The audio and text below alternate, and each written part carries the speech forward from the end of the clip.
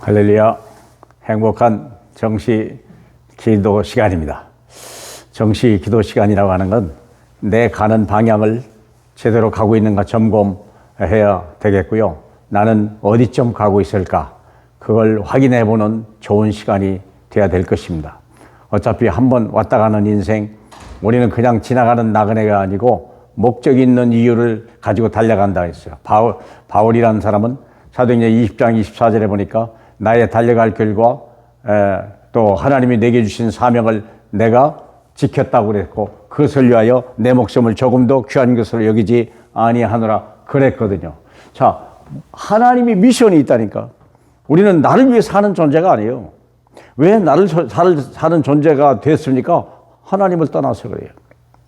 다시 말하면 내가 나를 위해 살아야 된다는 자체는 내가 하나님을 잃어버렸다는 거예요.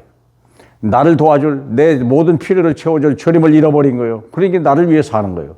근데 주님을 내가 예수 그리스도를 만났잖아요.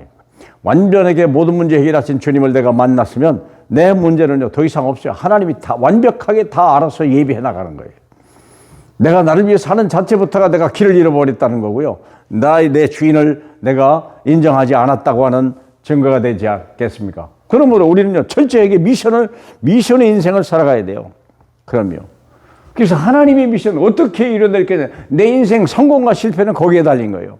얼마나 소유했냐가 아니라 하나님의 미션을 얼마나 수행했느냐. 왜냐하면 이 땅에서 아무리 많은 걸 가지고 있어도 그것이 내게 영원한 것이 아니에요. 그건 다 놓고 가야 돼요. 하나님 앞에 서는 날이 있다니까요. 뭘 하다 왔냐? 내가 너에게 부탁한 거 그거 이루어지냐? 라고 물어보는 날이 와요. 그래서 우리는 언약의 여정을 가야 돼요. 어떻게 미션을 이룰 것이냐? 첫 번째, 언약의 여정을 가라. 이번 한 주 내내 할 말씀이 바로 이 얘기입니다. 다시 말하면 우리는 약속을 가지고 믿음의 여행을 해라. 그러려면 5개가 필수예요.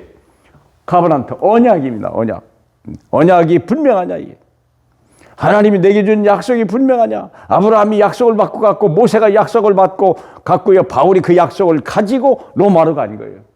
이게 우리는 시대마다 영원히 변하지 않는 약속인데 사도행전 1장 1절, 3절, 8절 아시잖아요. 사도행전 1장 데오빌로에 내가 전에 누가복음에 기록한 모든 그것이 뭡니까? 예수가 그리스도요 모든 문제 해결하셨다는 그거예요.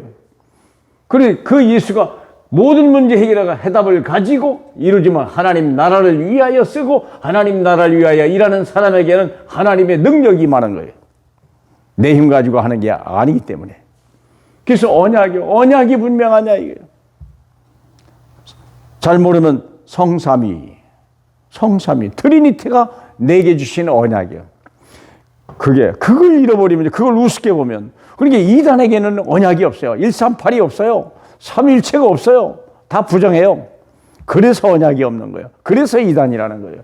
그래서 그들에게는 응답도 없고 그들에게는 증거도 없는 거예요. 그러니까 인본주의 쓰는 거예요. 다 신천지가 여호와의 증인이나 이런 사람들이. 자, 그러면 언약이 분명하다면 내게 주신 하나님의 비전이 있어요. 비전. 다시 말하면 답이 있다는 거예요. 모든 문제에 가다 이걸 집어넣을 수 있는 그 답이 있다는 거예요. 언약이 답으로 변하는 게 비전이에요. 사도행전 1장 14절. 그래서 그렇게 연약한 여자들이 그리고 초대교회 부족한 참으로 아무것도 없는 존재들이 오직 하나님의 언약을 이 땅에 답을 성취하기 위하여 기도 속으로 들어갔더라. 열흘 동안. 근데요 답이 나타난 거예요. 아무도 당할 자가 없어요. 그래서 비전을 가진 자는요 내게 개인으로 드림이 있어요. 드림이 나타나요. 꿈이 생겨요. 하나님의 언약이 이 땅에 임할 때 그것을 각자 머리에 임했지만 내 삶 속에 24시간 내가 24시간 그것을 늘 마음에 둘 꿈이 있는 거예요. 그것이 어디에서? 내 현장에서. 여러분의 가정에서, 여러분의 후대 앞에서, 여러분의 직장 앞에서, 여러분이 당한 문제 속에, 여러분 만난 사람 속에 하나님의 비전을 나타내주라. 하나님의 꿈을 얘기해라. 그 꿈이 어떻게 성취된지를 위해 24시간 그 모습을 보여주라. 그러면 어느 날 25시 영령이 와요. 하나님의 형상, 하나님의 나라가 이루어지는 25시 응답의 시간표요. 생명의 역사 하나님 나라가 이루어지는 거예요. 그러면 그 후에 나타나게 프랙티스 작품이 나오는 거죠. 어디에서? 237 나라에서. 땅끝까지 내 증인이 되리라.